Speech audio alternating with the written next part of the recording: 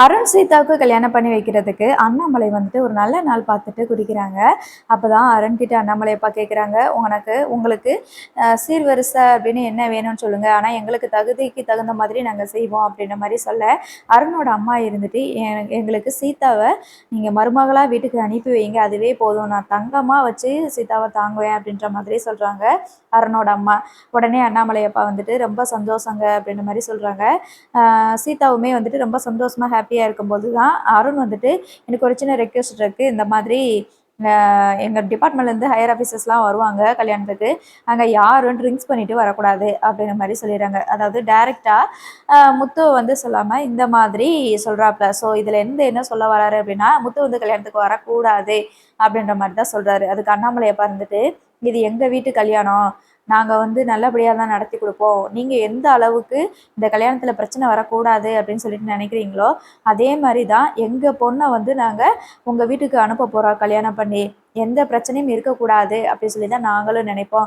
அதனால் நீங்கள் இதை பற்றிலாம் கவலைப்பட வேண்டாம் அப்படின்ற மாதிரி அண்ணாமலை அப்பா வந்து சொல்லிடுறாங்க. அதுக்கப்புறமா அருண் கிட்ட வந்துட்டு வேறு ஏதாவது வேணும்னா சொல்லுங்கள், இது ஒன்று தானா அப்படின்ற மாதிரி கேட்குறாரு.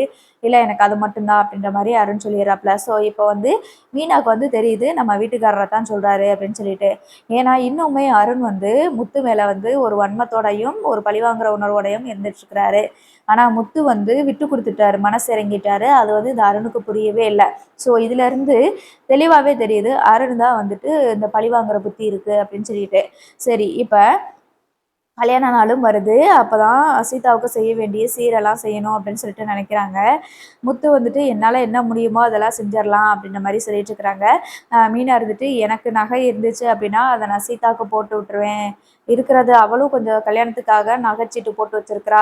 அதில் அவள் கல்யாணத்துக்கு அவளே உழைச்சி பணம் சம்பாரித்து நகை எடுத்திருக்கிறா. அதே மாதிரி நம்மளும் அவளுக்கு ஏதாவது செய்யணுங்க அப்படின்னு சொல்லிட்டு இருக்கிறாங்க அண்ணாமலை அப்பாவும்.